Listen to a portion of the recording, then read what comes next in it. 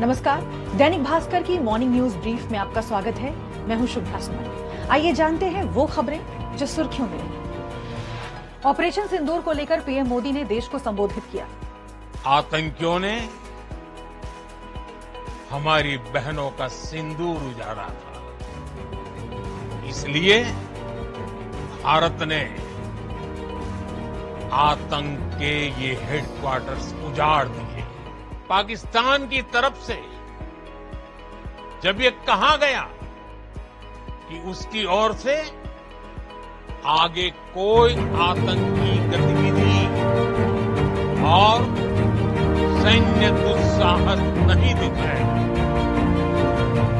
तो भारत ने भी उस पर विचार किया।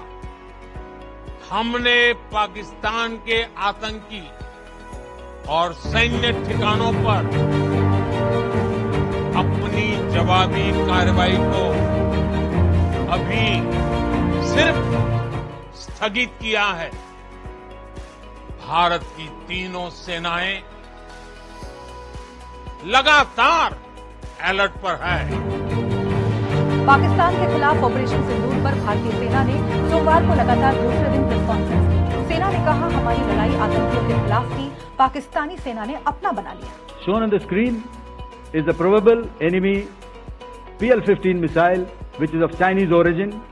This missile has missed its target, was a long-range rocket, the pieces of which you can now see on the screen. All these have been brought down by our trained crew and air defense systems.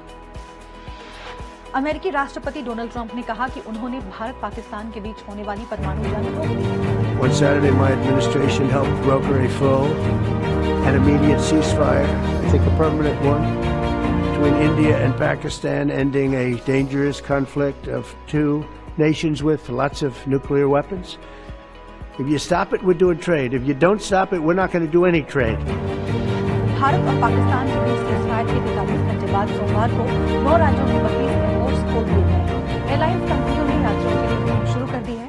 32 airports के लिए airline services 9 से 15 मई तक बंद कर दी गई थी। इस दौरान 3 दिन में 500 से ज्यादा फ्लाइट्स रद्द कर दी गई। विराट कोहली ने टेस्ट क्रिकेट से संन्यास ले लिया है। कोहली ने इंस्टाग्राम पर लिखा, टेस्ट क्रिकेट ने मेरी परीक्षा ली, मुझे आकार दिया, वो पाठ सिखाए जो जिंदगी भर मुझे आते हैं।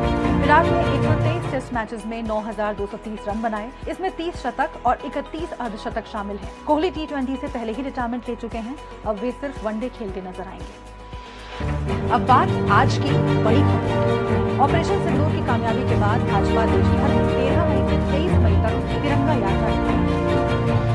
धर्मांतरण विरोधी कानूनों को चुनौती देने वाली याचिकाओं पर सुप्रीम कोर्ट में सुनवाई होगी। ये खबर जरा हटके है। साल 1962 में अमेरिका के विस्कॉन्सिन से लापता हुई 20 साल की ऑड्री ब्लैकबर्ग 60 साल बाद दूसरे राज्य में प्रवेश। वो घरेलू हिंसा से तंग आकर घर छोड़कर चली गई थी। आखिरी बार उन्हें रेलस्पर्ट में काम करते देखा गया था। परिवार को लगा वो नहीं रही। हाल ही में एक जासूस ने एक वेबसाइट पर बहन की प्रोफाइल से उनके जिंदा होने का सुराग पाया। आइए जानते हैं शेयर मार्केट कैसा है। सेंसेक्स 2,975 पॉइंट बढ़कर 82,430 पर पहुंचा। वहीं निफ्टी 915 पॉइंट बढ़कर 24,925 पर। और अब आज के दिन का इतिहास।